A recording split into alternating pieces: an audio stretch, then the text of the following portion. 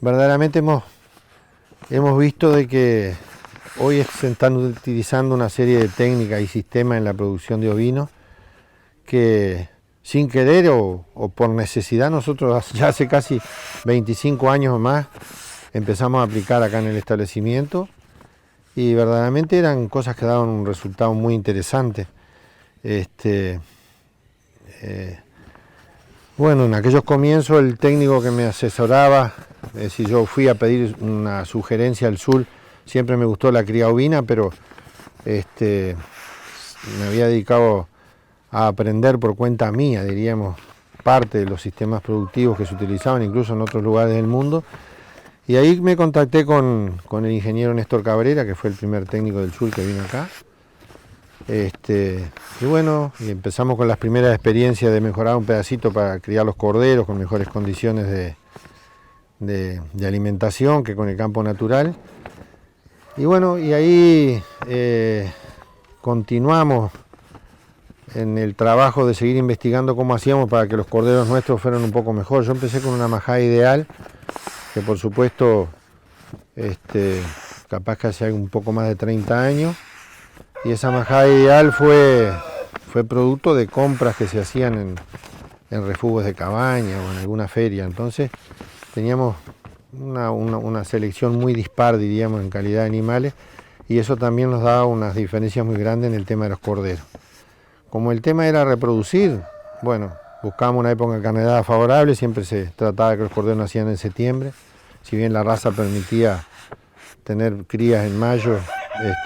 Una sola vez hicimos la experiencia, pero preferimos aumentar el número de animales haciendo una encarnerada para tener corderos en septiembre. Y bueno, y ahí con algunas experiencias y probando con el amigo Cabrera encontramos que era viable que los corderos pesaran medio kilo más al nacer, y lo logramos, es decir, haciendo una suplementación en aquel momento con gluten feed, que era un derivado de maíz, y después plantando 2 hectáreas de pradera o cobertura, porque en realidad el sistema de arada no eran muy eficaces con las herramientas que teníamos, entonces casi que eran unas coberturas perfeccionadas que habíamos hecho, que tenían un muy buen volumen de pasto. Y ahí empezamos a hacer una experiencia de repartir 1 hectárea en 10 potreritos de 1000 metros. Y bueno, eso dio como resultado de que las ovejas entraban a comer 2 horas y media, comían en un potrerito que medía exactamente 1000 metros, dividía la hectárea en partes iguales, en 10 partes iguales. En ese momento esas 2 hectáreas fueron administradas con 130 o 130 ovejas encarneradas, pero como habíamos hecho una monta controlada, es decir, controlada en el sentido de tener el carnero pintado con amarillo los primeros 15 días, los segundos 15 días con marrón y los últimos 15 días la encarnerada con negro. Entonces, eso nos permitía a nosotros tener el color de la oveja, nos indicaba cuáles eran las que iban a parir primero, entonces le dábamos preferencia en la comida a las amarillas. Cuando íbamos en la mitad del periodo de naciendo amarilla empezábamos a incorporar marrones, y muchas veces la revisábamos en el tubo para ver cómo iba la preñez de adelantada, para ir administrando la comida, porque si yo entraba a las 130 ovejas de arranque en el potrero que teníamos de 1 hectárea, por supuesto no me iba a durar lo que yo le hacía durar entrando las ovejas seleccionadas por número, ¿no? Esto se puede hacer, yo pienso, a todas las escalas, es decir, yo lo hacía con 130 ovejas, pero se podría hacer con 500 o con 600, porque se supone que la superficie disponible de comida va a ser hecha a la cantidad de ovejas que la van a comer, ¿no? Y bueno, y eso logró que los corderos con esa suplementación y con un trato preferencial en los últimos 60 días antes del parto tal vez, pues nosotros encarnerábamos y entregábamos la majada con la majada general un par de meses, porque no tenía,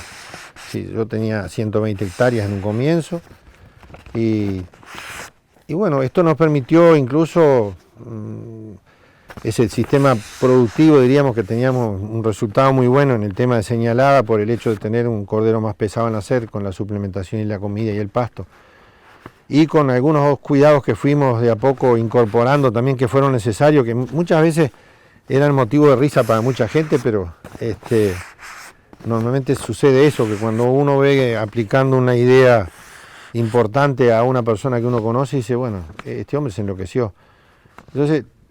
a ese color amarillo que tenían las ovejas, que me indicaba que eran las primeras que iban a parir, después a medida que iban naciendo los corderos, también le íbamos poniendo un número a la oveja. Si eran 120 ovejas, la primera oveja que paría era un número 1 con un cordero número 1. El 2 con el 2 y así sucesivamente. Eso que nos permitía, a mí lo que me interesaba no era lograr a mí lo que me interesaba era salvar el cordero. Entonces, eso me permitía que si yo veía un cordero, el 23, que estaba mal, que físicamente no se encontraba bien, si buscábamos la madre oveja 23, sin duda encontrábamos el problema, o era una teta tapada, una teta lastimada, frente a una superficie chica con mucho cordero, también se pueden entreverar y perderse. Bueno, ese número era para mí, hasta el día de hoy lo sigo haciendo. Igual siguen naciendo las ovejas en el galpón, como hace 25 o 30 años atrás. Increíblemente la oveja aprende una cantidad de cosas que a la gente le parece que uno subestima a veces la capacidad de aprendizaje de los animales, pero la comida es maravillosa. Entonces logramos empezar a hacer que las ovejas, por ejemplo, empezaran a parir en el galpón. El galpón de uso común, ¿no? Es decir, el galpón donde se sacaban todas las herramientas y la cantidad de porquería que uno siempre guarda en un galpón, que no sé ni por qué las guarda. Dejábamos el espacio y ahí las ovejas entraban. Cortábamos masiega con una motosierra, paja mansa, se hacía una cama ahí, y esa cama lo que se hacía todos los días era esponjarla solamente cuando salían las ovejas por el día, y habían días que las ovejas pasaban la noche afuera, o se les dejaba la puerta del galpón y entraban y salían. ¿Qué pasó? Todo esto lo que llegó a hacerse es que las ovejas que nacían en el galpón lo llevaban ya como cosa en su herencia, y yo pienso que no olvidaban lo bien que pasaban cuando eran corderas en el galpón, y esas madres volvieron a venir al galpón y ellas siguen viniendo. Al día de hoy hay ovejas que vienen al galpón, si el día está feo incluso son hasta un indicador de cómo viene el tema con el clima, porque cuando ellas entran al galpón probablemente esa noche llueva. Es increíble, seguro, son muchos años con mucha paciencia, pero es muy fácil de lograr, solo con comida y con paciencia. Y un día justo el secretario uruguayo La Lana comenzaba con su primer concurso de técnica y sistema de producción ovina, y había un tema interesante que estaba muy cerca de lo que nosotros hacíamos, que era justamente la alimentación del cordero y de la oveja cría antes y después del parto. Y por sugerencia de Néstor Cabrera me dice, vamos, ¿por qué no te inscribí? Igual que los datos tuyos son muy interesantes, el tema de nacimiento, señalar. Y bueno, yo la verdad hacía cosas por lo que había aprendido, por lo que me sugería Néstor, por lo que veía en otros lados, y siempre fui curioso y me parecía que había que seguir investigando en cómo producir mejor. Y bueno, le facilité todos los datos económicos del predio y los resultados de señalada y todo. Y bueno, con asombro, en esa época no existían los correos electrónicos todavía, ni teléfono celular, pero me llega una carta diciéndome que había sacado el primer premio a nivel de país justamente en ese tema, ¿no?, de la alimentación y el cordero de la oveja antes y después del parto.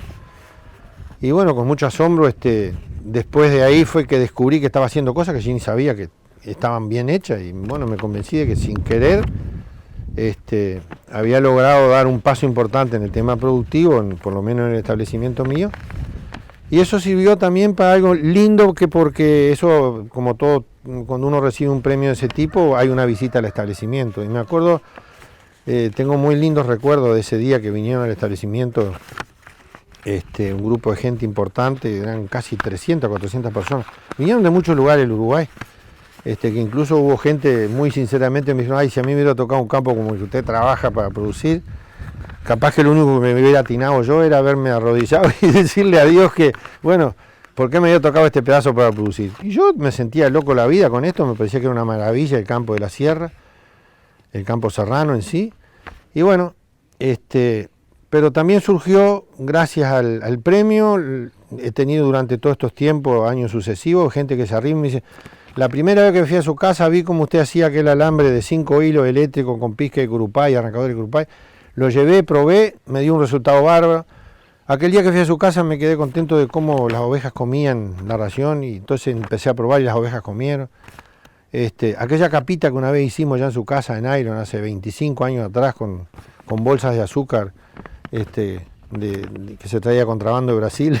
y ahí se cortaba la bolsa, que era un nylon fuerte, hasta después perfeccionar el sistema con bolsas de moneda de 2 tamaños que había. Las capitas esas eran un resultado increíble porque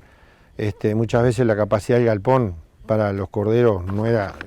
chico y el cordero había que desplazarlo rápidamente al exterior y el temporal era fuerte, entonces esa capita fue increíble. Estamos hablando de muchos años atrás, ahora uno va viendo cómo todas esas cosas se les está dando mucho más valor. Y bueno, estas cosas las hizo uno por necesidad y porque tenía un técnico al lado del sur que me decía, vamos adelante, vamos arriba, me parece que vas bien. Indudablemente que lo único que quiero es que haya azul para muchos años más y que la gente entienda de que si la oveja en el día de hoy está deprimida por el stock que tenemos y una cantidad de problemas, me parece que sin trabajo no hay nada, por supuesto, y hay que darse idea de cómo trabajar, pero que el trabajo rinda. Entonces, la oveja es una opción, la sigo manejando como opción, incluso hasta de poder crecer el poquito núcleo de ovejas que yo tengo al día de hoy. Por supuesto fui cambiando raza, ahora yo estoy en otro tema de una raza de doble propósito, diríamos,